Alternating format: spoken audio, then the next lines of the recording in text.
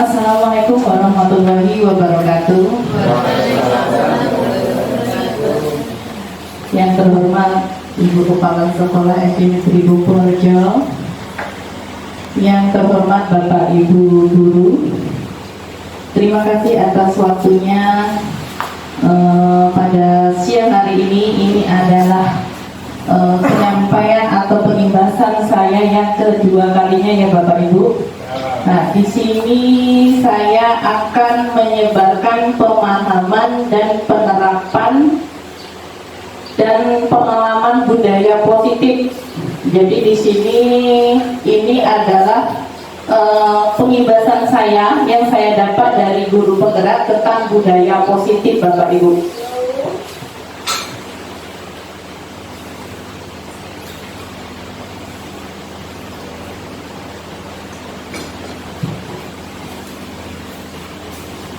Nah, di modul sebelumnya kita pernah belajar tentang tujuan pendidikan Ki Hajar Dewantara. Menurut Ki Hajar Dewantara, pendidikan adalah menuntun segala kodrat anak yang ada pada anak-anak agar mereka dapat mencapai keselamatan dan kebahagiaan yang setinggi-tingginya, baik sebagai manusia maupun sebagai anggota masyarakat. Oleh sebab itu, pendidikan hanya menuntun tumbuh atau hidupnya kekuatan kodrat yang ada pada anak-anak agar memperbaiki lakunya, bukan dasarnya, hidup dan tumbuhnya kekuatan kodrat anak. Nah, di sini ada budaya positif. Sebelum kita masuk budaya positif, kita harus tahu dulu apa itu budaya positif. Budaya positif di sekolah yaitu nilai dan kebiasaan di sekolah yang berpihak kepada murid agar mereka dapat berkembang menjadi pribadi yang mandiri, menurut penuh hormat dan bertanggung jawab sesuai profil pelajar Pancasila.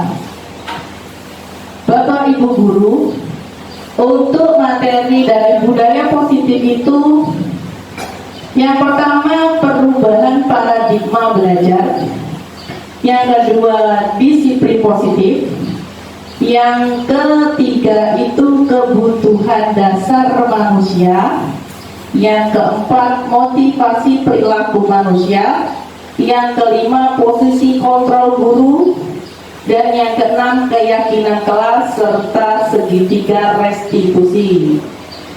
Nah Bapak Ibu, untuk mengawali materi sebelum kita lanjutkan, untuk mencairkan suasana kita ice breaking dulu. Minta tolong untuk berdiri.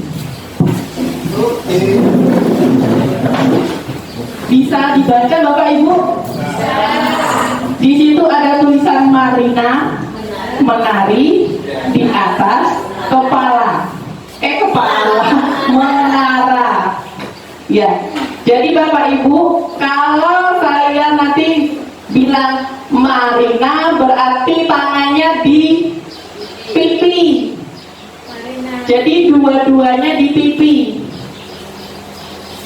Nah, kalau menari tangannya di samping semua.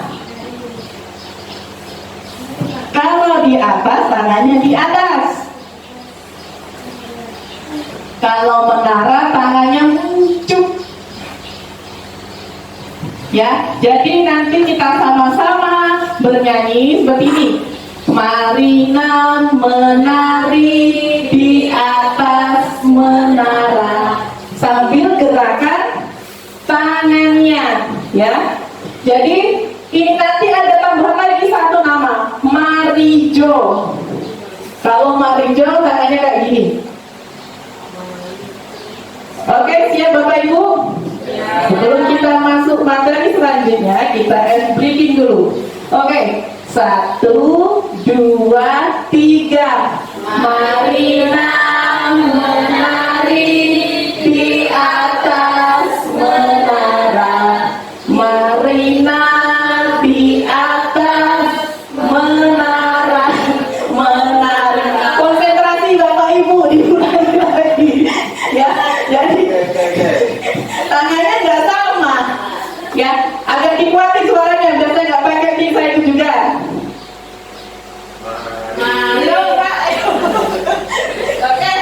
Satu, dua, tiga. Marilah menari di atas menara. Marilah di atas menari menara. Mari jom, marilah menari menara. Menara di atas menari, mari jom menari di atas menara. Marilah, marilah, mari jom menari di atas menara. Ya, tepuk tangan. Jadi kalau gerakannya nggak sama tadi berarti nggak konsentrasi. Baik, kita lanjutkan Bapak Ibu sekalian. Di sini ada pembelajaran dengan paradigma baru.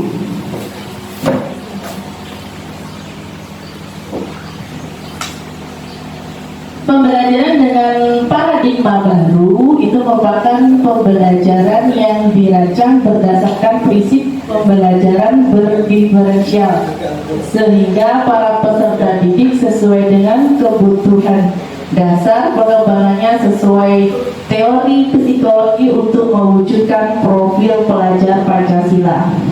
Nah, di sini Bapak Ibu banyak sekali teori tentang paradigma baru, yaitu misalnya teori kontrol. Di situ ada ilustrasi guru mengontrol murid. Ya. Jadi sebenarnya murid itu misal pada dasarnya itu tidak dapat memaksa murid untuk berbuat sesuatu. Misal kita paksakan di situ memilih tidak melakukan walau tampak guru sedang mengontrol perilakunya. Misal,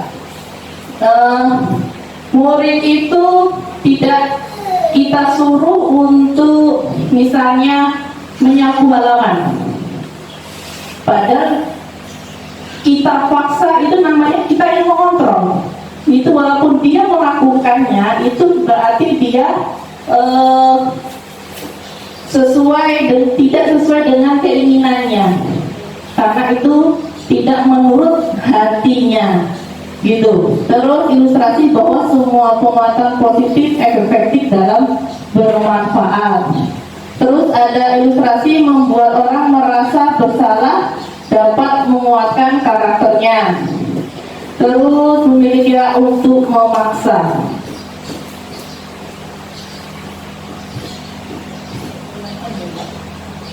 Dan ini kelihatan ya Bapak Ibu.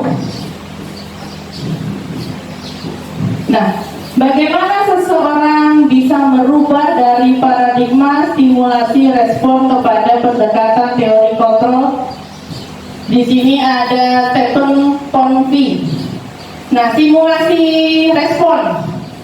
Di sini ada simulasi responnya. Nah, di sini. Di sini ada simulasi respon, di sini ada teori kontrolnya. Realitasnya kebutuhan kita sama, kita berpikir kebutuhan kita sama. Akan tetapi untuk teori kontrolnya realitas kita berbeda, kebutuhannya itu berbeda. Terus di sini semua orang melihat hal yang sama. Teori kontrolnya setiap orang memiliki gambaran berbeda. Coba saya tanya sama Bapak Ibu, semua orang melihat hal yang sama, kira-kira yang kita lihat itu sama enggak? Sama apa enggak Bapak Ibu? Tidak ya, setiap orang memiliki gambaran berbeda, tentunya berbeda. Yang ini ingin ini, biasanya kan kayak gitu. Terus kita mencoba mengubah orang agar berpandangan sama dengan kita. Di sini dari contohnya kita berusaha memahami pemandangan orang lain tentang dunianya.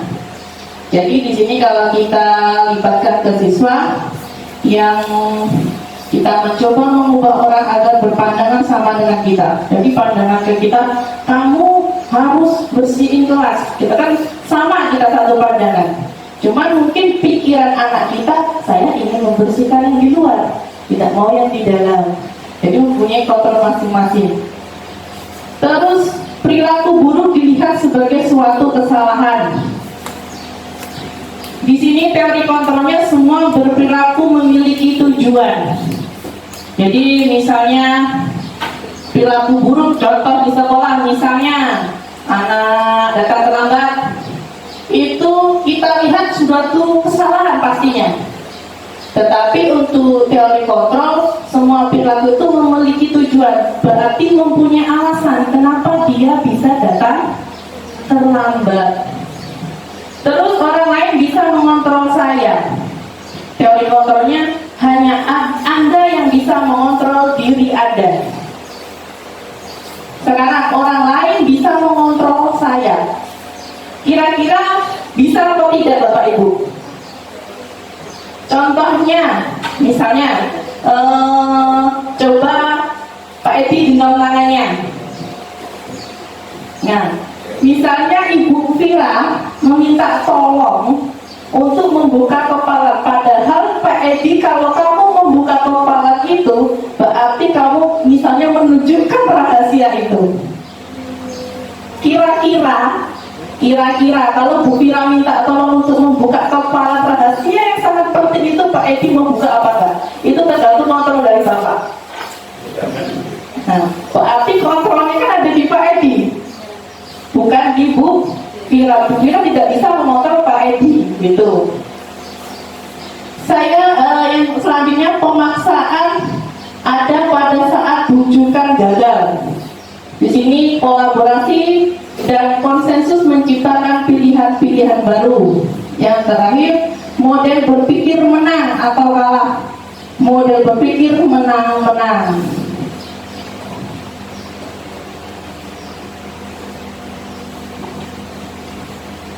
Lanjut ya Bapak Ibu. Disiplin positif. Disiplin berasal dari kata disiplinan, yang artinya belajar disiplin mengacu pada disiplin diri yang memilih tanggung jawab terhadap apa yang dilakukan berdasarkan nilai-nilai yang diyakini.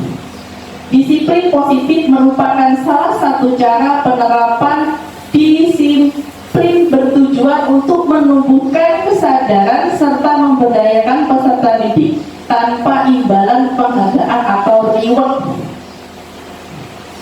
Jadi di sini disiplin itu tidak perlu harus ada rewardnya, penghargaannya. Jadi di sini disimpulkan sebagai pendidik, tujuan kita adalah menciptakan peserta didik yang memiliki disiplin agar mereka merubah perilakunya ke arah yang lebih baik. Bapak Ibu, ya sudah banyak ya teorinya. Bisa dipahami Bapak Ibu? Orang kuat bisa dipahami Bapak Ibu?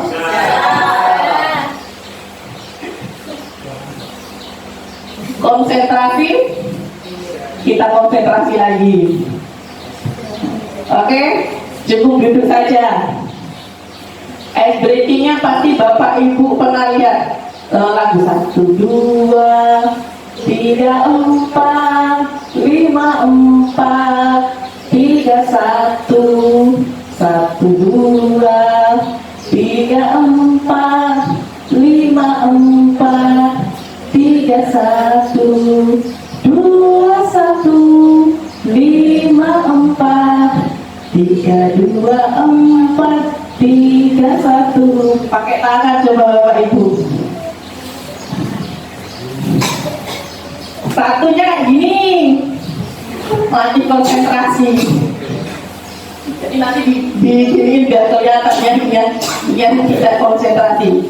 Jadi satunya kayak gini, duanya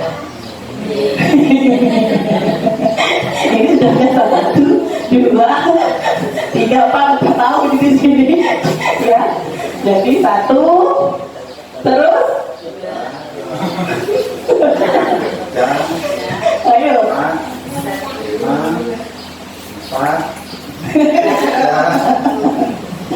Jadi satu, terus duanya ke ini contohnya kenapa Pak Edi? Satu, dua,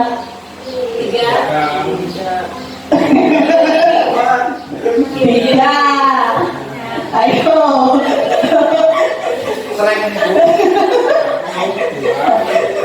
Ya, satu, dua, tiga, empat, lima. Oke? Coba lagi. Satu. Belum konsentrasi. Tiga.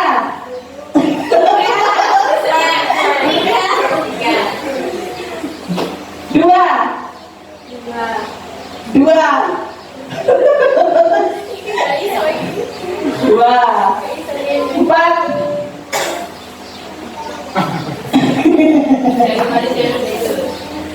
Jari manis. Lima. Oke? Suaranya yang kuat. Ayo, boleh berdiri apa duduk? Oh, duduk saja, tangannya ke depan. Konsentrasi ya. Satu, sambil bernyanyi. Satu, dua, tiga.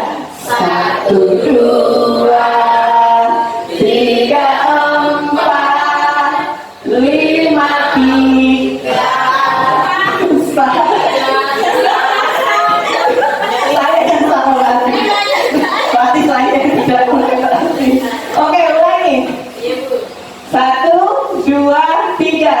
Satu, dua, tiga, empat, lima, empat, tiga, satu, satu, dua, tiga, empat, lima, empat, tiga, satu.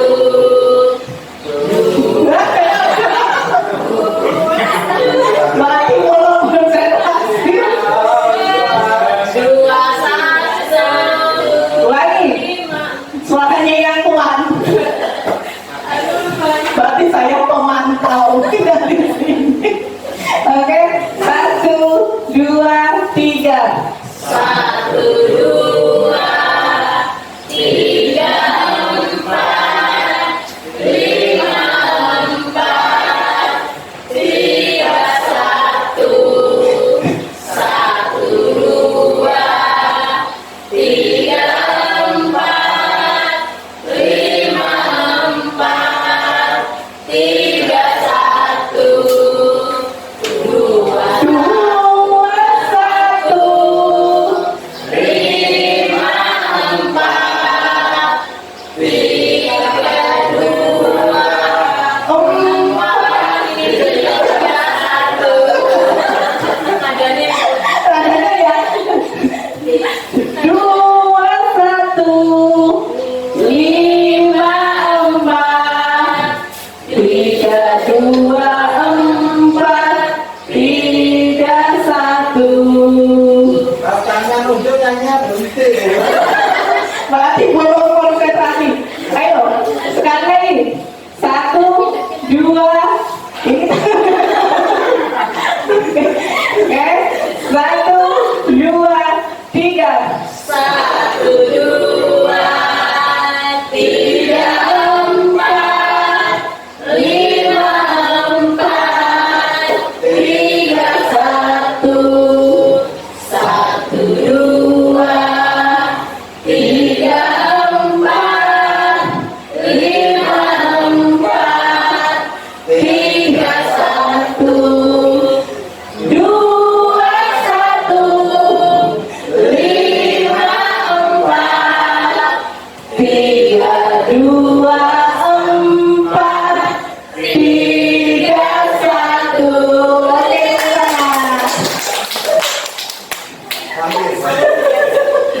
Oke, ya, oke Bapak Ibu, kita lanjutkan ya.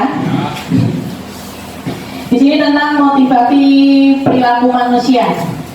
Di sini kita mempunyai motivasi ekstrinsik. Di situ ada motivasi ekstrinsiknya untuk menghindari ketidaknyamanan atau hukuman. Terus ada untuk mendapatkan imbalan atau penghargaan dari orang lain.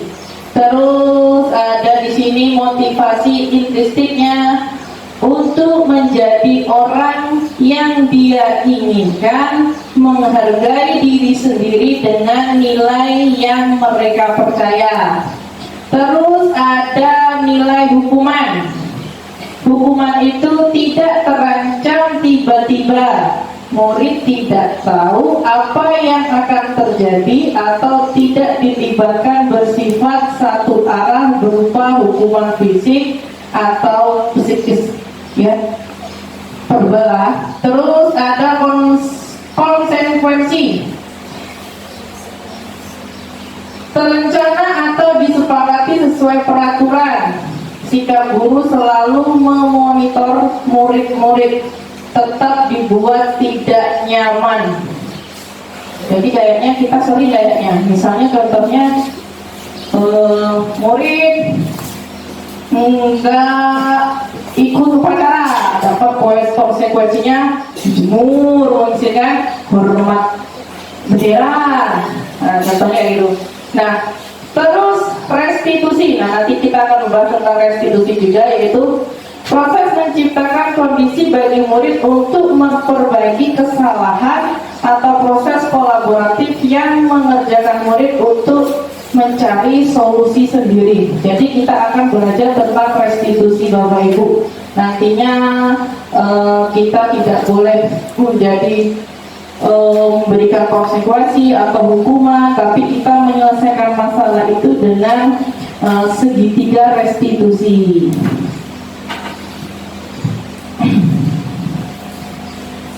Memang Bapak Ibu, di sini ada 5 kebutuhan dasar manusia. Di situ ada bertahan hidup. Tentunya kita tahu semua bertahan hidup itu yang pokok ya makan, ya Bapak Ibu ya. Berpakaian, tempat tinggal, keamanan dan kesehatan poinnya. Terus untuk kesenangan itu bermain, humor, tertawa. Terus ada kasih sayang, diterima. Itu poinnya dipedulikan, berbagi, bekerja sama, menjadi bagian dalam kelompok. Terus ada penguasaan. Penguasaan itu poinnya harga diri, keinginan untuk dianggap, didengar, maupun di situ ada diakui. Terus kebebasan itu mandiri, memiliki pikiran, mencoba hal baru, maupun mengendalikan arah dirinya. Nah, Bapak Ibu sekalian, di sini ada 5 posisi kontrol. Jadi kita itu mempunyai, sebagai guru mempunyai 5 posisi kontrol Bapak Ibu. Di situ ada penghukum, terus pembuat merasa bermasalah, terus ada teman, terus manajer dan pemantau. Nah, di sini kita termasuk yang mana kira-kira? Contoh penghukumnya, misalnya terlambat, hormat pada bendera selama 1 jam kamu. Nah, berarti kita di situ kita sebagai penghukum. Terus pembuat merasa bersalah. Di situ ada contohnya, berapa kali Bapak Ibu memberitahu kamu. Sering ya kita akan kayak gitu mungkin ya Bapak Ibu. Nah, kalau kamu selalu mengecewakan, mungkin kan bisa kayak gitu. Kamu selalu membuat masalah, sering pasti kita lakukan seperti itu. Terus teman, kadang juga kita lakukan sambil bercanda sama anak, biasanya kita lakukan ya. Misalnya, ayo dong ikuti aturan sekolah, tolong bantu Bapak Ibu ya sekali ini. Ya sudah, tidak apa-apa, lain kali jangan sampai membuat seperti ini lagi. Itu sering juga kita lakukan ya Bapak Ibu. Nah, terus manajer, contohnya Apakah kamu tahu kesalahan kamu? Kira-kira bagaimana kamu memperbaikinya? Sering apa enggak kita tanyakan gitu? Kayaknya kita ini lebih ke penghukum, terus membuat masalah. Teman kalau manajer jarang ya. Terus pemantau. Kamu sudah melanggar aturan sekolah. Kamu tahu konsekuensinya. Setelah upacara, kamu beli atribut ke koperasi dan jangan diulangi lagi. Oh, sering itu pastinya kita lakukan. Jadi kira-kira kita ini di posisi mana Bapak Ibu? Ya, oke, lanjut, bisa dipahami Bapak Ibu? Nah, dari berbagai banyak kasus, tentunya kita itu sebelum memulai kegiatan kita itu misalnya kita sesama kepala sekolah dewan guru tentunya mempunyai tata tertib sekolah atau kesepakatan sekolah gitu ya Bapak Ibu. Nah, tentu juga halnya sama, kita sebelum masuk pembelajaran, di awal pembelajaran, bukan di awal, berarti awal tahun pelajaran.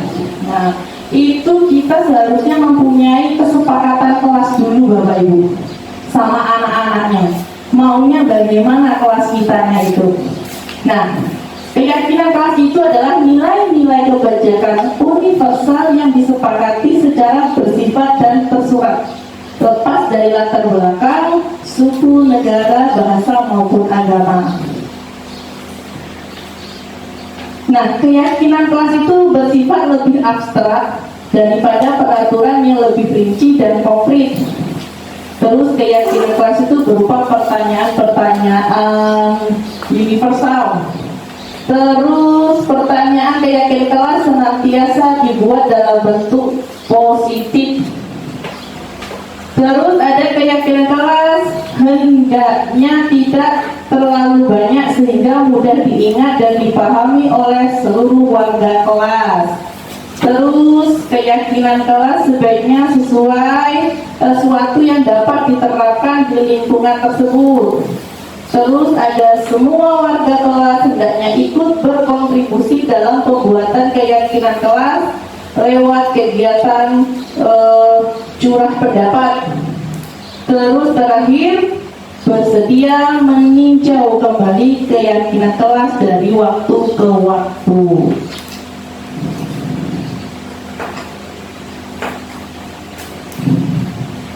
Nah, di sini Bapak Ibu, ini adalah contoh yang sudah saya terapkan di dalam kelas, yaitu dalam pembuatan keyakinan kelas.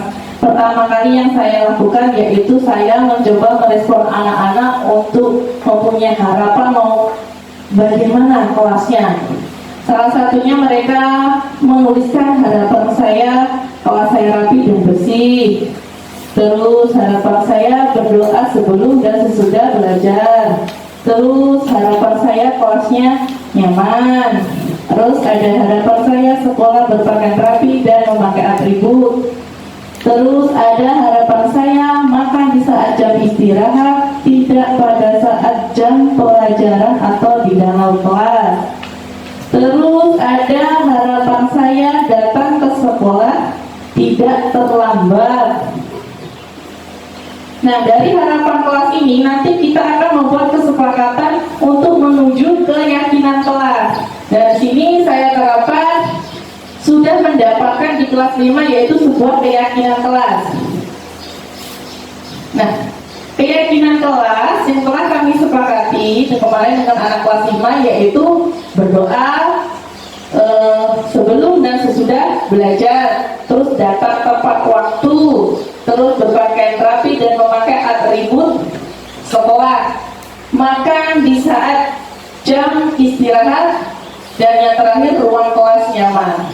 Nah, Bapak Ibu sekalian, kalau kita sudah membuat keyakinan kelas seperti ini, di saat anak itu melanggar keyakinan kelas yang telah kita buat, maka kita selesaikan dengan cara segitiga restitusi Bapak Ibu sekarang. Jadi kadang tuh kita kalau udah terlambat anaknya udah kita lihat, kamu itu terlambat terus, misalnya kayak gitu ya Bapak Ibu ya. Nah, sekarang kita selesaikan dengan cara segitiga restitusi.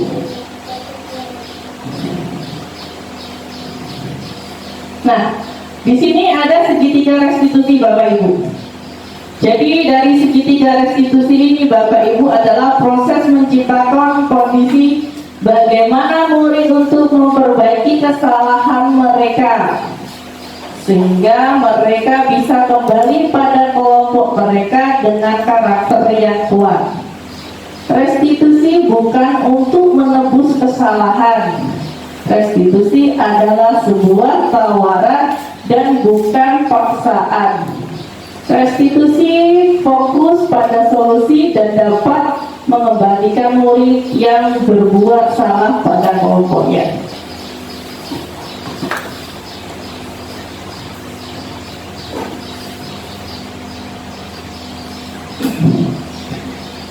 Nah, di sini Bapak Ibu, segitiga restitusi ini, di sini itu pertama kali yang kita lakukan adalah menstabilitaskan identitas. Jadi pertama kali itu nggak langsung kita misalnya dia sudah datang terlambat langsung kita tegur, tidak. Dengan cara misalnya kita panggil dulu anak itu sesudah kegiatan upacara, mungkin dia datang terlambat. Nah, sesudahnya kita ajari dia ngobrol Bapak Ibu. Pertama kita menstabilkan identitas. Menstabilkan identitas itu pertamanya kita tanyanya kayak gini.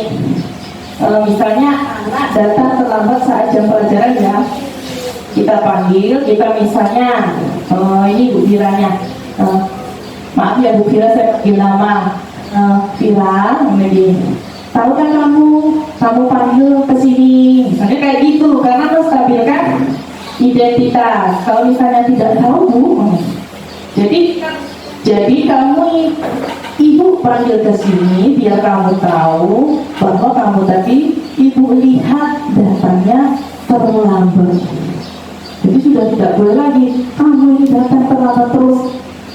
Ya, jadi kita sekarang memanggilnya secara pribadi, perorangan. Nah, juga boleh sesudah itu kita berkelanjutan cara menstabilitaskannya. Setiap orang pasti melakukan kesalahan ini. Nah, itu termasuk kategori menstabilitaskan identitas. Kamu bukan orang satu-satunya yang pernah melakukan kesalahan ini. Kalau sudah itu kita lakukan, barulah kita akan masuk ke validasi tindakan yang salah. Nah, validasi tindakan yang salah itu boleh misalnya kamu tentunya punya alasan mengapa kamu melakukan hal seperti ini. Nah, dari situ kita melakukan pendekatan-pendekatan. Barulah kita masuk ke menanyakan keyakinan kelas yang pernah kita buat kemarin.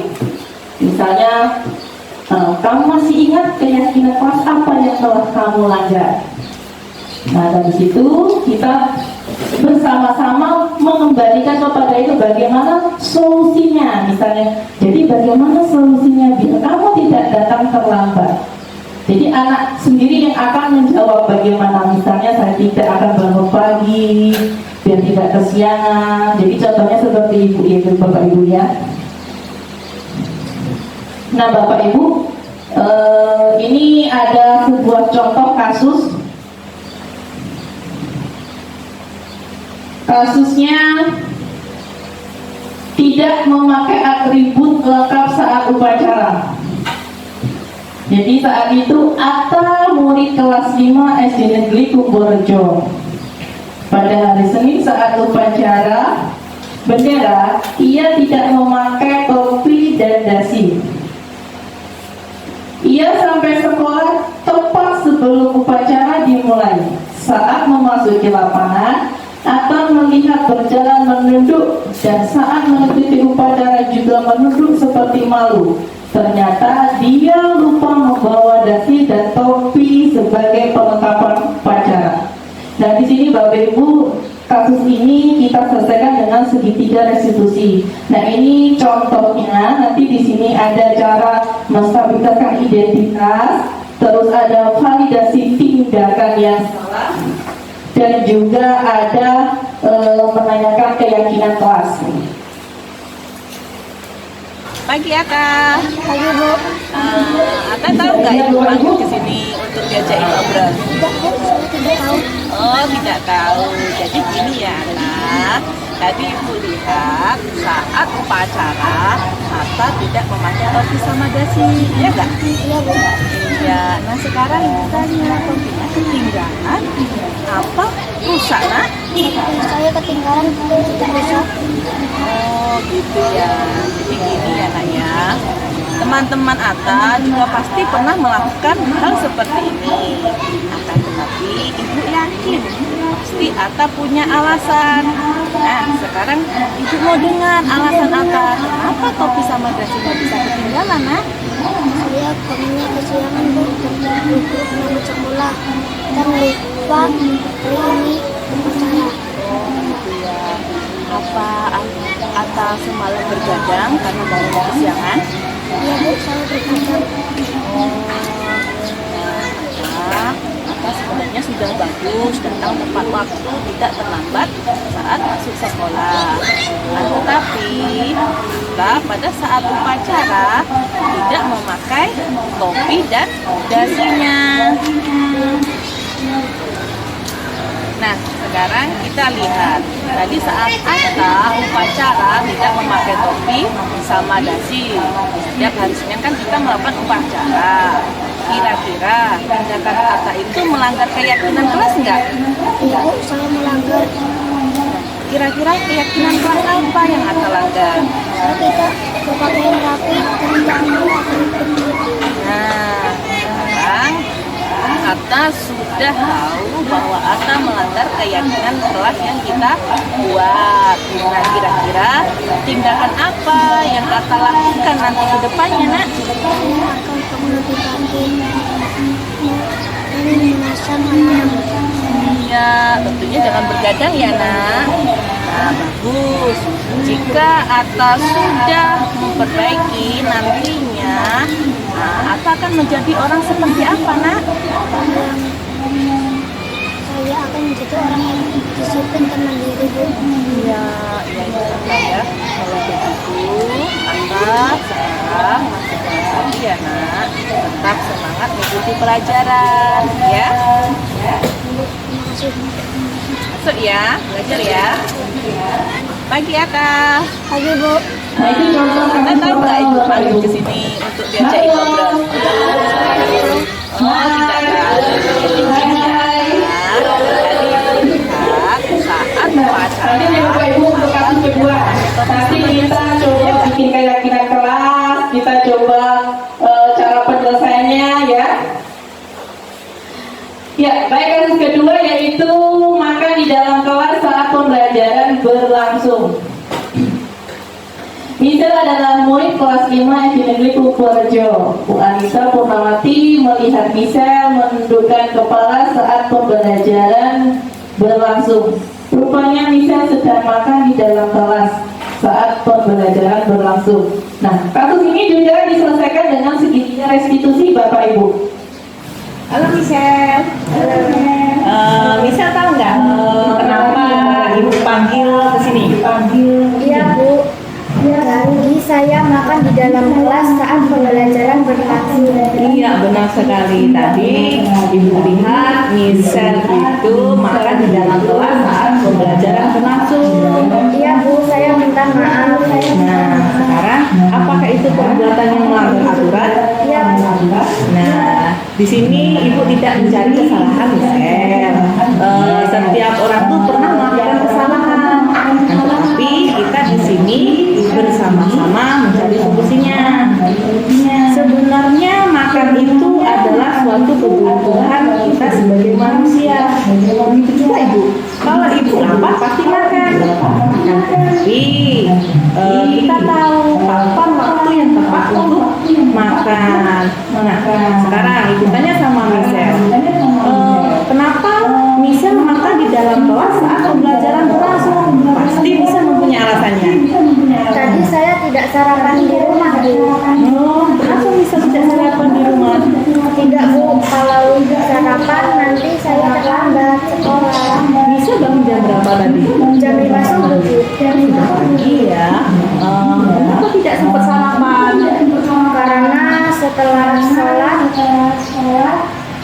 Karena setelah bangun dan sholat, saya langsung main HP Bu.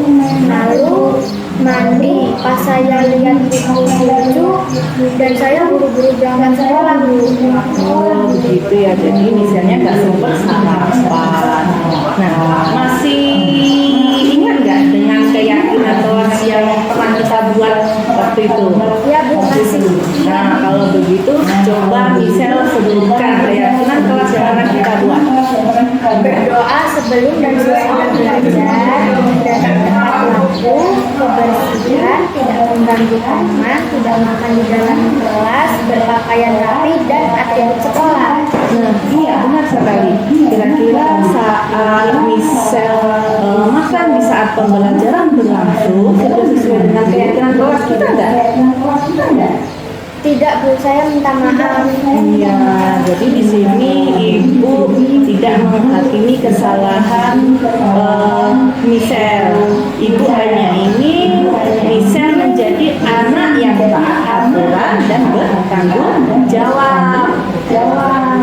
Iya Bu, saya tidak akan mengulangi kesalahan saya. Nah, sekarang kira-kira bagaimana cara Michelle memperbaiki kesalahan yang telah Michelle perbuat? Saya tidak akan makan di dalam kelas saat pembelajaran Bu, dan akan sarapan sebelum berangkat sekolah serta bangun lebih awal. Ya, mantap sekali ya. Jadi kira-kira kapan Michelle bisa memulai hal-hal yang Michelle sebutkan tadi untuk memperbaiki kesalahan Michelle? Mulai besok Bu, insya Allah. Ya, alhamdulillah. Jadi Michelle setelah kejadian ini Michelle bisa menjadi anak yang taat aturan dan bertanggung jawab. Terima kasih ya nak ya. Nah sekarang Michelle masuk ke kelas lagi ya. Halo Miss. Halo. Halo. Ya Bapak Ibu, ini adalah kasus yang kedua. Nah, sekarang coba kita bersama-sama mempraktekkan, misalnya ini adalah sebuah kelas, kita coba kita membuat keyakinan kelas bersama-sama. Ya, jadi nonton nanti tolong tuliskan kira-kira keyakinan kelas apa yang kita akan buat. Nah, nanti bisa kita praktekkan di sini, juga bisa kita praktekkan nanti di kelas masing-masing ya Bapak Ibu. Ya, saya bagikan kertas, nanti silakan ditempel di situ. Misalnya keyakinan kelasnya sama, ingin kelasnya nyaman. Saya misalnya Bu Fira sama Pak Abudnya sama, berarti ditempelin di atas sama bawahnya Bu. Kalau yang sudah sama, ya. Kalau yang nggak sama di sampingnya, oke?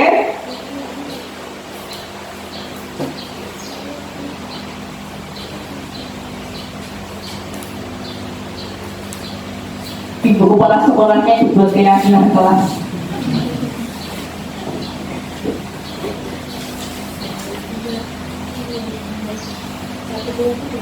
Ya, buat satu keyakinan.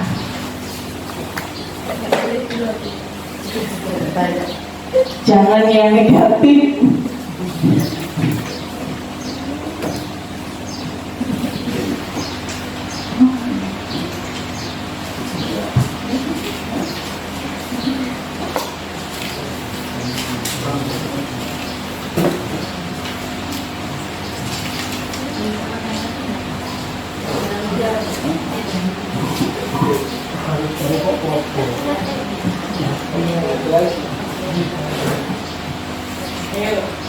Bapak Ibu kira-kira apa pengen kelasnya bersih, tidak ribut di dalam kelas. Kita mencoba mempraktekkan membuat keyakinan kelas.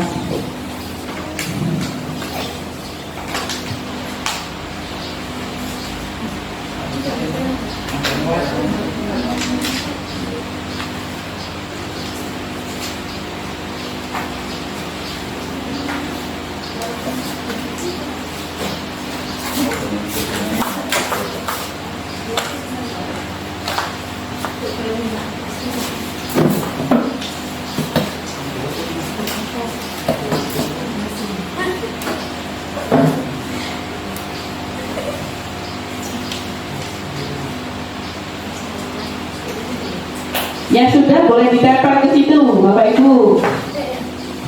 Hati-hati, Pak.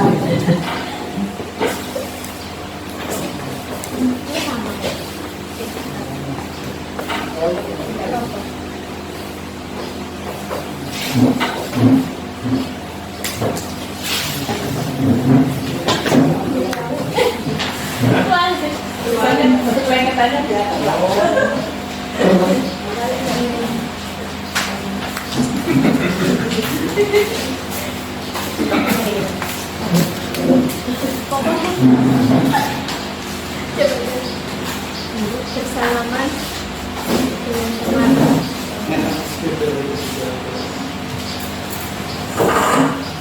Main foto.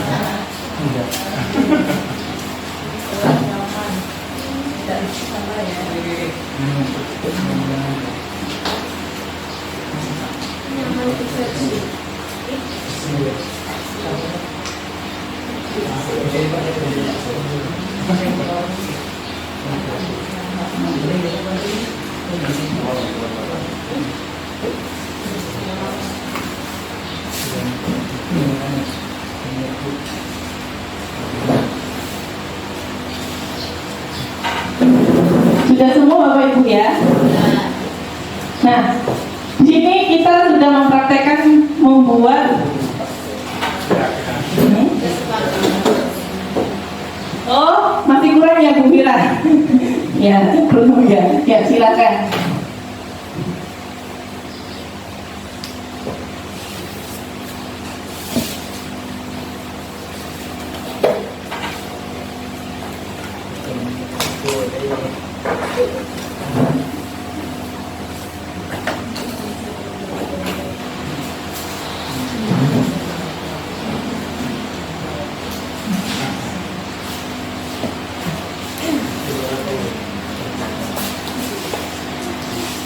Nah, di sini kita sudah mendapatkan suatu keyakinan kelas yang telah kita buat, Bapak Ibu ya.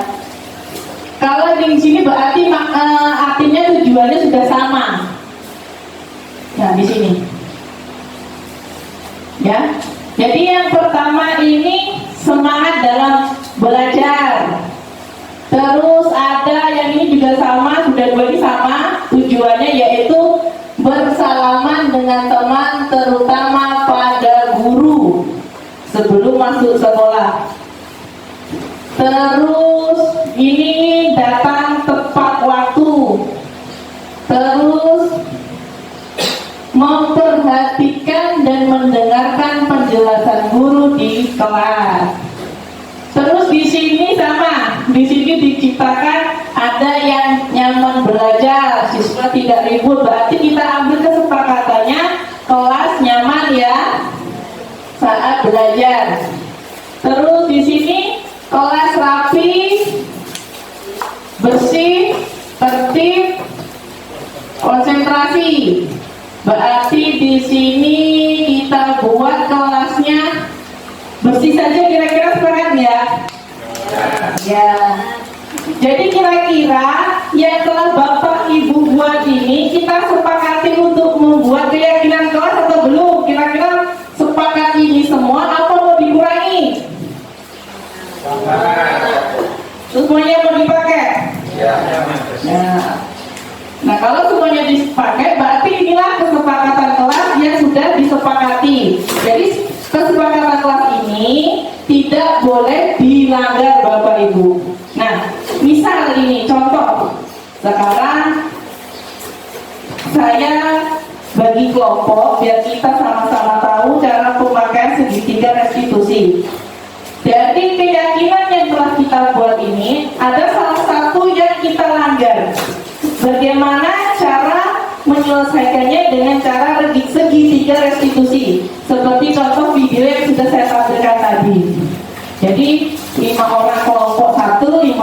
kelompok 2. Jadi silahkan Bapak Ibu, ini 1, 2, 3, 4, 5, 1, 2, 3, 4, 5. Ibu kepala sekolah mau gabung gitu monggo. Ya, kira-kira ayo Bapak Ibu sekalian. Nah, sudah semua ya Bapak Ibu.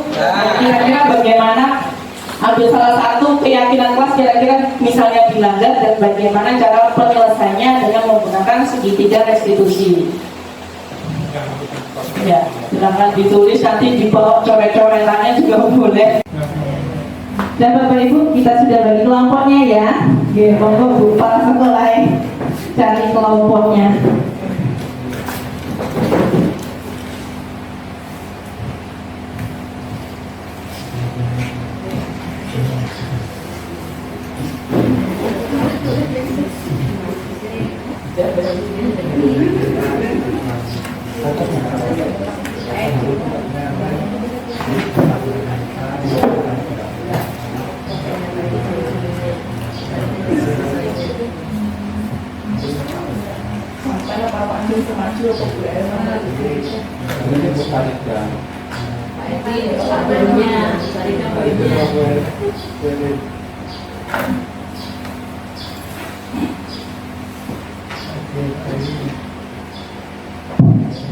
Jadi nanti kita demonya mencontohkan misalnya satu kelompok ini ada jadi guru, terus ada jadi murid yang melanggar kayak gitu. Terus penyelesaiannya menggunakan segitiga restitusi.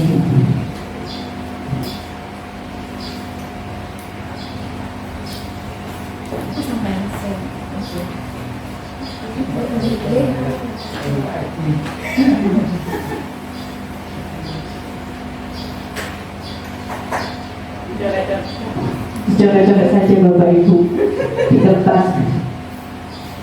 Kita sama-sama belajar.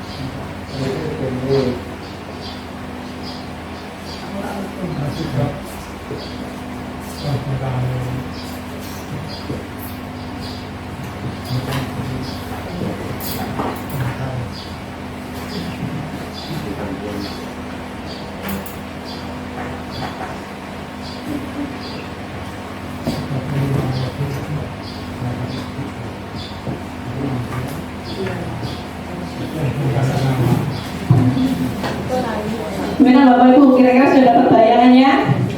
Ya, kita sama-sama belajar. Untuk setiap kelompok mencoba mempresentasikannya ya Bapak Ibu ya.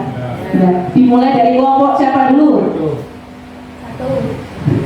Kelompok 1. Oke, kelompok 1 silakan yang untuk mewakili jadi 1 misalnya jadi guru, yang satunya jadi murid yang telah melanggar aturan. Pakai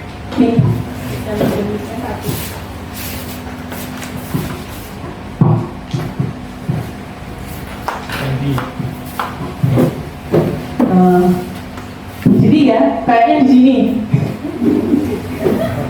Atau di sini, kira di sini nggak apa-apa.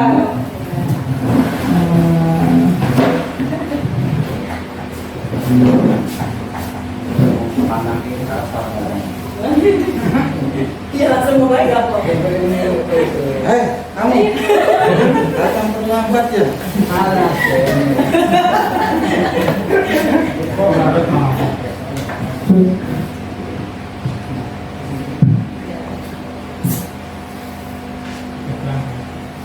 Halo Kira. Halo Pak. Bagaimana kabar Kira hari ini? Alhamdulillah baik Pak. Kira tahu nggak kenapa Kira Bapak panggil ke sini? Tidak tahu Pak. Nah, Bapak tadi melihat Kira tidak seperti biasanya.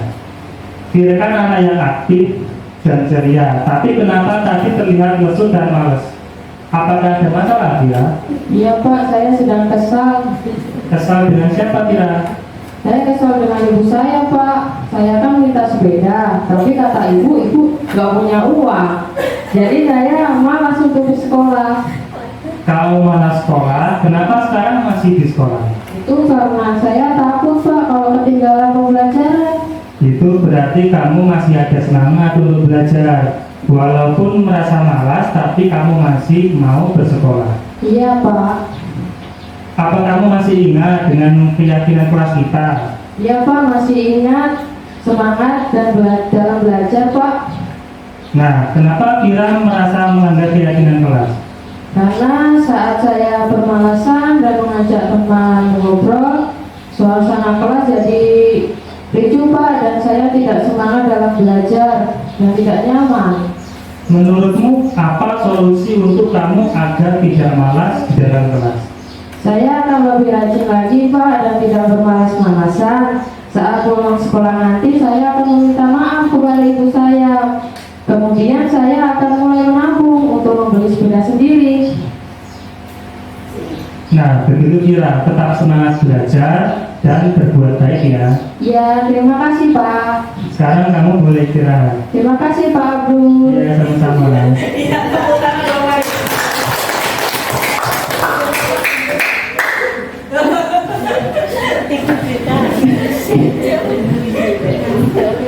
Jadi di situ tadi posisi kontrolnya kepala sekolah apa? Kepala sekolah gurunya maaf. Manajer Pak. Ya, jadi posisi kontrol gurunya sebagai seorang manajer ya. Iya, terima kasih. Kira-kira dari kelompok 2 mau menanggapi apa tidak? Sudah kayaknya sudah bagus. Sudah ya, aman ya. Berarti kira kelompok 2 coba. Kayaknya lucu-lucu senyum-senyum. Coba ekspresinya itu ditunjukkan saat guru dan murid. Ayo.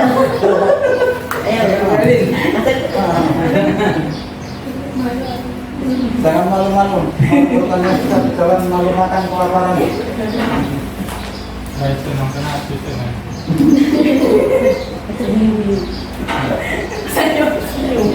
Yang gurunya saya ekspresinya berarti guru.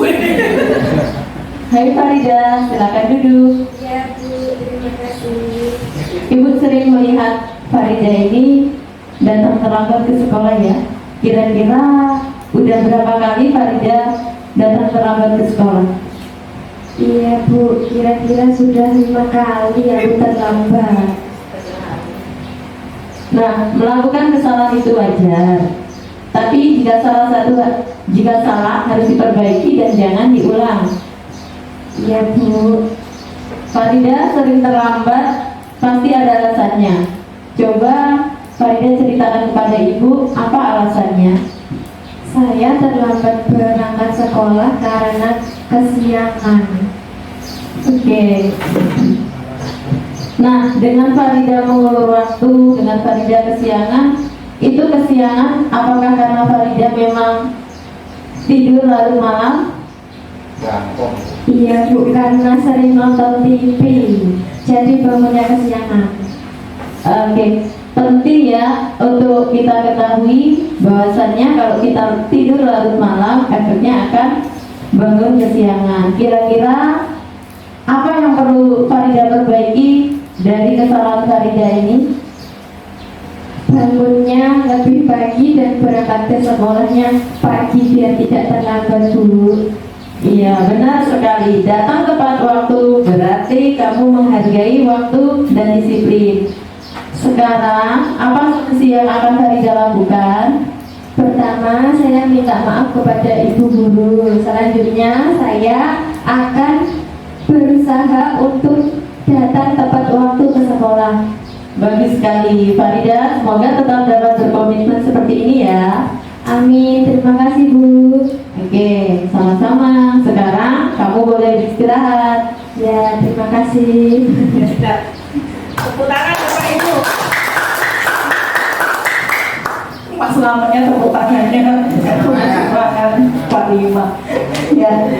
Jadi tadi Bapak Ibu setiap kelompok sudah mencoba membuat sertifikat restitusi yang jadi guru, jadi murid, terus murid yang melanggar keyakinan kelas. Jadi seperti itu Bapak Ibu, kita cara mencari solusi untuk permasalahan yang ada. Jadi jangan sampai sekarang murid datang langsung kenapa kamu terlambat?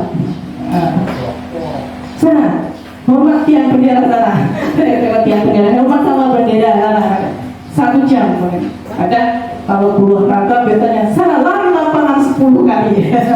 Jadi kita sekarang selesaikan dengan segitiga restitusi. Jadi begitu Bapak Ibu. Kira-kira apa ada yang mau ditanyakan dari kelompok 2 tadi? Apa tanggapan? Kira-kira bagaimana Bapak Ibu? Ada dari kelompok 1? Kalau misalnya misal yang terlambat itu ada 5 orang, terus gurunya hanya 1, itu solusinya bagaimana? Ya, terima kasih Bapak Ibu. Saya cukup menambah saya tambah dulu yang tadi dari kelompok 2 itu datangnya sudah 5 kali. Kalau bisa 5 kali, kemungkinan kita bisa bertanya dulu sama muridnya, kemudian juga berkomunikasi dengan wali murid atau orang tua murid. Kalau datanya 5 orang, Bapak tetap kita melakukan pendekatan secara perorangan. Jangan langsung sama-sama kita bariskan seperti biasanya kita bariskan di depan. Yang nggak pakai, yang terlambat maju di depan, baris di depan. Jangan masuk dulu sampai kita jemur. Nah, tetap kita selesaikannya perorangan, per individu. Jadi kita pendekatannya menggunakan segitiga restitusi itu secara perorangan Bapak Ibu. Yang 4 masuk dulu. Iya, begitu. Ya. Ada yang mau ditanyakan lagi Bapak Ibu?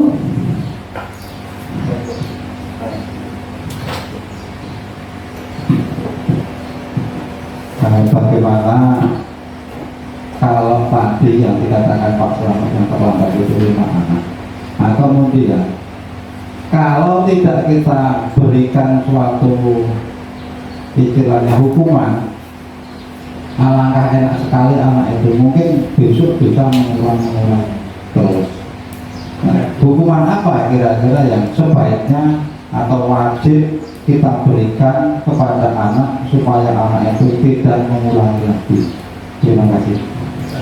Ya, terima kasih pada Pak Edi. Jadi di sini yang kami pelajari, kita sekarang tidak boleh memberikan hukuman atau wajib, istilahnya kan kayak gitu. Jadi tetap kita yang langkah pertama kalinya kita menggunakan segitiga restitusi ini per individu, perorangan dulu. Kita tetap terus memantau anak itu tersebut apakah perilakunya masih sama atau tidak. Coba kita ulang lagi menggunakan segitiga restitusi, pendekatannya yang lebih mendalam lagi tentunya ya, bimbingannya lebih lagi. Nah, misalnya masih berulang-ulang kali, berarti kita harus menyelesaikannya melibatkan orang tua murid. Jadi kita sama-sama bekerja sama membentuk karakter anak itu, berkolaborasi dengan wali murid. Mungkin begitu Pak Edi. Ya. Nah, jadi Bapak Ibu kira-kira ada yang mau ditanyakan belum? Karena sudah saatnya jam makan siang. Kira-kira kalau tidak ada, kita lanjutkan yang lain. Bagaimana Bapak Ibu? Ada? Oke.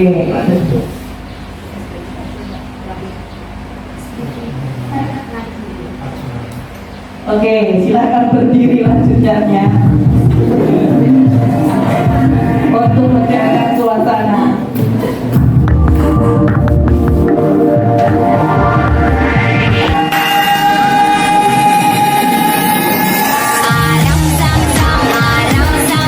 Guli guli guli guli guli ram sam sam.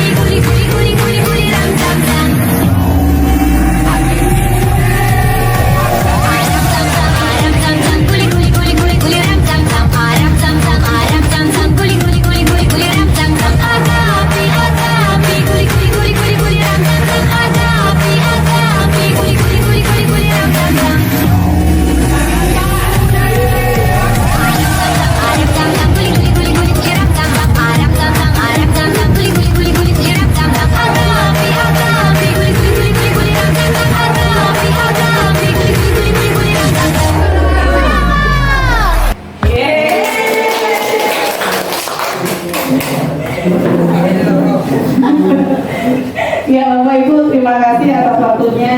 Saya ucapkan banyak terima kasih. Inilah pengibasan materi yang saya dapat dari guru penggerak tentang budaya positif. Mudah-mudahan kita bisa pahami bersama dan belajar bersama dan bisa diterapkan di sekolah kita. Mungkin hanya itu saja. Saya akhiri. Wassalamualaikum warahmatullahi wabarakatuh.